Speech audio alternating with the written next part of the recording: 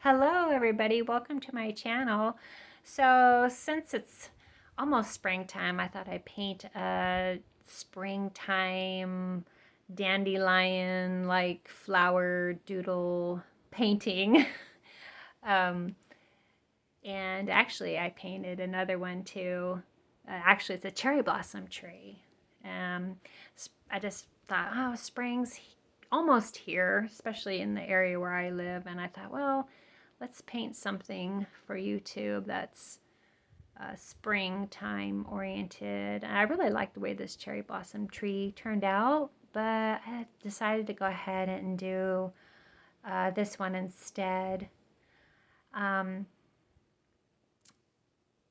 Also, I want to thank everybody for subscribing to my channel. I got a lot of new subscribers, and that's just awesome. It makes me really happy. And I just want to thank everybody for subscribing. So I'm using Arches watercolor paper. It's my favorite watercolor paper to use besides Fabriano. And I decided to go ahead and make it a 5x7 size. And I really like using that size for paintings. I do paint larger sometimes, but not very often. So here I'm taking my masking tape and I'm ripping it in half, as you can see, and laying it down because it kind of gives a different kind of edge to the painting. And you'll see when I rip it off, it's not such a clean straight line. It kind of gives it a little bit more of an interesting edge. But I made a mistake here when I taped it.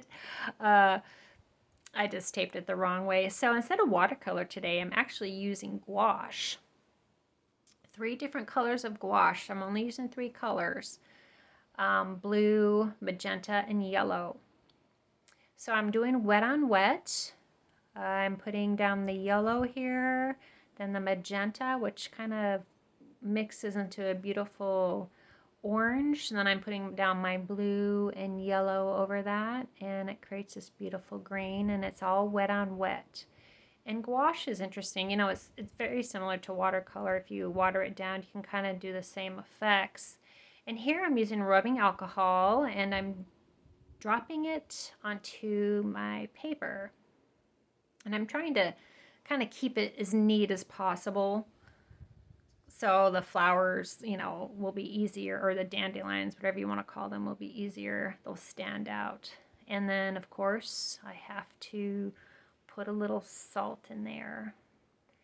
And tipping it around and letting it dry naturally. And here it is all nice and dry. And as you can see, as I'm ripping the tape off, it kind of leaves an interesting edge, but it also seeped under.